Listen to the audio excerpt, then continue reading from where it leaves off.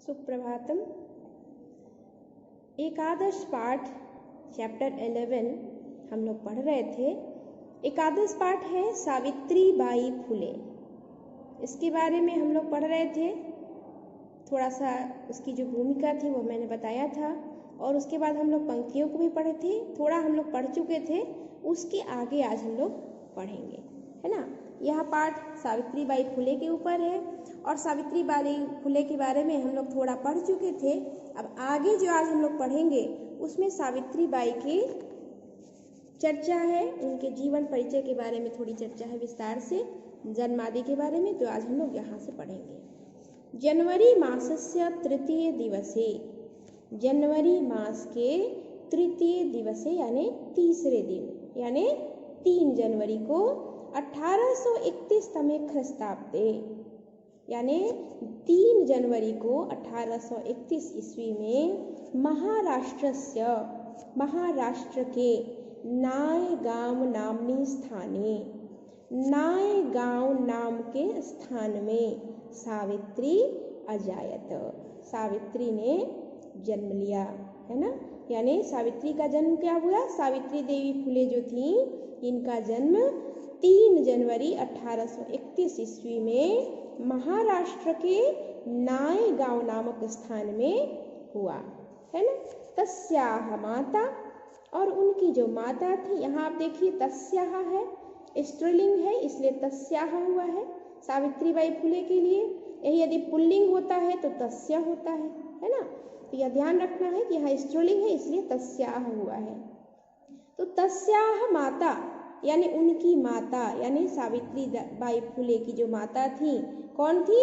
लक्ष्मीबाई। याद रखना है बिल्कुल कि सावित्री बाई फुले की माता कौन थी? लक्ष्मीबाई। पिता च, और पिता कौन थे? खंडोजी इति अभिहितौ, और पिता जो थे वो खंडोजी थे। इति इस प्रकार से, अभिहितौ मैंने ऐसा अभिहित किया गया, ऐसा कहा गया। यानी इनकी आपको ये याद रखना है कि सावित्री बाई फुले जो थी, उनकी माता का नाम लक्ष्मीबाई था और उनके पिता खंडोजी थे, है ना। नववर्ष देशीया, नववर्ष देशीया का मतलब क्या है? जब वह 9 वर्ष की थी, जब इनकी उम्र, सावित्री बाई फुले की उम्र 9 वर्ष की थी। सा यहाँ सावित्री बाई के लिए आया है।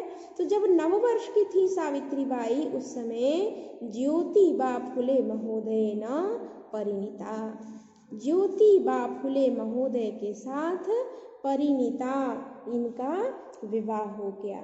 यानी जब यह मात्र 9 वर्ष की थी तो ज्योतिबा फुले महोदय के साथ इनका विवाह हो गया। सोअपि में क्या है? सह प्लस अपि, वह भी। यहाँ सह किसके लिए आया है? इन जो ज्योतिबा फुले जो इनके पति थे उनके लिए। तो कह रहे सोअपि यानी सह, वह भी। कौन? ज्योतिबा फुले। तदानीम उस समय 13 वर्ष कल्पः एव आसीत्। त्रयोदश का मतलब क्या है?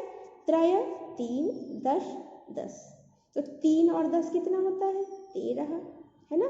तो वह भी उस समय 13 वर्षकल्पः एव आसीत्, वह भी उस समय, यानी ज्योतिबा फुले 9 वर्ष की थी, और जो इनके पति थे सावित्री बाई फुले 9 वर्ष की थी, और जो इनके पति थे ज्योतिबा फुले, वह 13 वर्ष के थे, है ना। यतो ही, क्योंकि सह कौन? सह यानी ज्योतिबा फुले। तो सह ज्योतिबा फुले जो इनके पति थे, वह स्त्री शिक्षा के प्रबल समर्थक आसीत्, स्त्री शिक्षा के वो प्रबल समर्थक थे।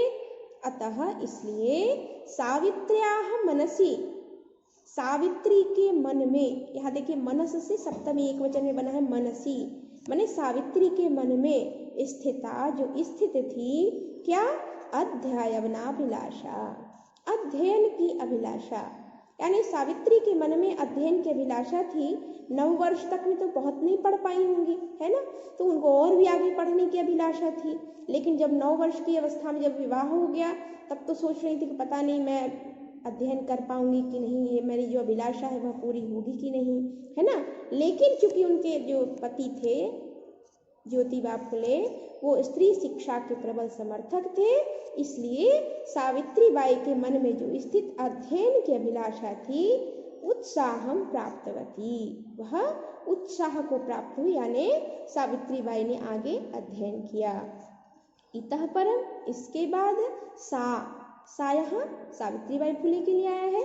इसके बाद वे साग्रहम, आग्रह के साथ, यानी सावित्री बाई फुले को लाख नहीं, जब हमें आगे बढ़ना है तो हमें अंग्रेजी भाषा भी आनी चाहिए, तो इसलिए उन्होंने आग्रह पूर्वक कहा कि नहीं, मुझे आगे भी और भी अंग्रेजी भाषा भी पढ़नी है, और साग्रहम, उन्होंने आग्रह पूर्वक आंग्ल भाषायापि अध्ययनम कृतवती, और उन्होंने अंग्रेजी भाषा का भी अध्ययन किया।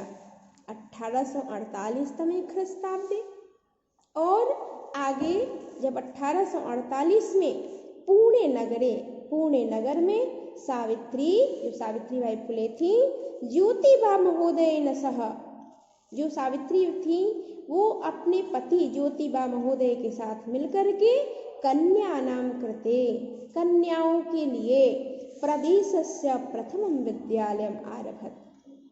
जो सावित्री बाई फुले थी वो अपने पति ज्योतिबा महोदय के साथ मिलकर के प्रथम बालिकाओं के लिए विद्यालय आरंभ किया। तदानीम, उस समय, यानी जब वह विद्यालय प्रारंभ की अपने पति के साथ मिलकर, तदानीम उस समय यानी सावित्री बाई फुले केवल 17 वर्षीय आसीत। सप्त माने 7, 10 यानी 10, तो 7 और 10 17। यहाँ कह रहे हैं कि जब सावित्री बाई ने अपने ज्योतिबा महोदय के साथ मिलकर के प्रथम विद्यालय खोला, उस समय वह केवल 17 वर्षीय आसीत, वह उस समय मात्र 17 वर्ष की थी, यानी अपने 17 वर्ष की उम्र में अपने पति के साथ मिलकर के इन्होंने प्रथम कन्या पाठशाला खोला।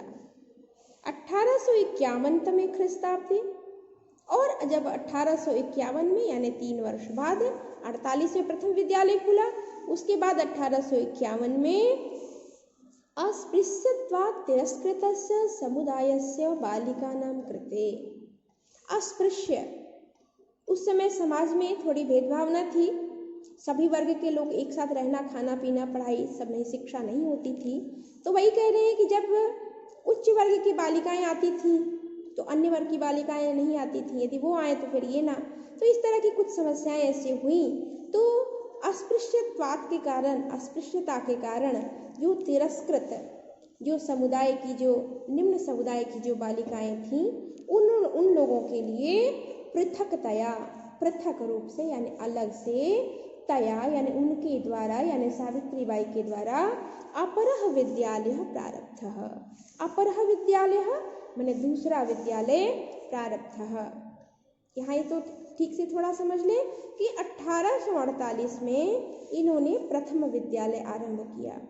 उसके बाद विद्यालय प्रारंभ करने के बाद इन्होंने जो अनुभव किया कि उच्च वर्ग की बालिकाएं आती हैं तो निम्न वर्ग की नहीं, और दोनों एक साथ पढ़ना पसंद नहीं करते हैं, उनके जो अभिभावक हैं वो पसंद नहीं करते हैं, तो इसलिए इन सब के समाधान के रूप में 1851 में, यानी 2-3 वर्ष ये देखने के बाद तीसरे वर्ष में इन्होंने जो तिरस्कृत निम्न वर्ग की समुदाय की जो बालिकाएं थीं, क्योंकि इनका लक्ष्य था कि समाज की सभी बालिकाओं का अध्ययन हो, समाज की सभी बालिकाएं शिक्षित हों, तो इसलिए इन्होंने 2 वर्ष के बाद तीसरे वर्ष में इन्होंने तिरस्कृत समुदाय की बालिकाओं के लिए भी पृथक रूप से, अलग से, इनके द्वारा एक अलग विद्यालय खोला गया। यानी 1848 में एक विद्यालय और 1851 में एक दूसरा विद्यालय इन्होंने तिरस्कृत समुदाय की बालिकाओं के लिए खोला, ताकि समाज की कोई भी बच्ची, समाज की